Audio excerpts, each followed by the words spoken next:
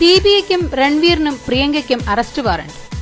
ദീപിക പദുക്കോൺ, രൺവീർ സിംഗ്, പ്രിയങ്ക ചോപ്ര, സംവിധായകൻ Sanjay Leela Bhansali എന്നിവർക്കെതിരെ arrest warrant. Goliyon കി രാസ്ലീല രാംലീല എന്ന ചിത്രത്തിലെ പ്രധാന അഭിനേതാക്കൾക്കും സംവിധായകനുമെതിരെ മുസാഫർപൂർ കോടതിയാണ് നടപടിയെടുത്തിരിക്കുന്നത്. ചിത്രം ഹിന്ദു മതവികാരത്തെ വ്രണപ്പെടുത്തിയെന്നാരോപിച്ചാണ് കേസ്. അഭിഭാഷകനായ സുധീർ കുമാർ ഓജ കഴിഞ്ഞ നവംബറിൽ സമർപ്പിച്ച പരാതിയിന്മേലാണ് കോടതി അറസ്റ്റ് വാറണ്ട് പുറപ്പെടുവിച്ചിരിക്കുന്നത്. ചിത്രത്തിന്റെ നിർമ്മാതാവായ കിഷോർ ലുല്ല, ചിത്രത്തിന്റെ ഗാനരചയിതാവ്, സംഗീതജ്ഞൻ എന്നിവർക്കെതിരെയും കേസെടുത്തിട്ടുണ്ട്. കേസുമായി ബന്ധപ്പെട്ടവരെ അറസ്റ്റ് ചെയ്ത് ജൂൺ 4 മുൻപ് കോടതിയിൽ ഹാജരാക്കാൻ chief judicial magistrate SP Singh Mumbai police കമ്മീഷണറോട് ആവശ്യപ്പെട്ടിട്ടുണ്ട്. കഴിഞ്ഞ നവംബർ 22-ന് റിലീസ് ചെയ്യുന്നതിന് മുന്നേ തന്നെ ചിത്രം വിവാദമായിരുന്നു. ഇതോടെ മധ്യപ്രദേശ് ഹൈക്കോടതി ചിത്രത്തിന്റെ റിലീസ് തടഞ്ഞിരുന്നുവെങ്കിലും പിന്നീട് റിലീസ് ചെയ്യുകയായിരുന്നു.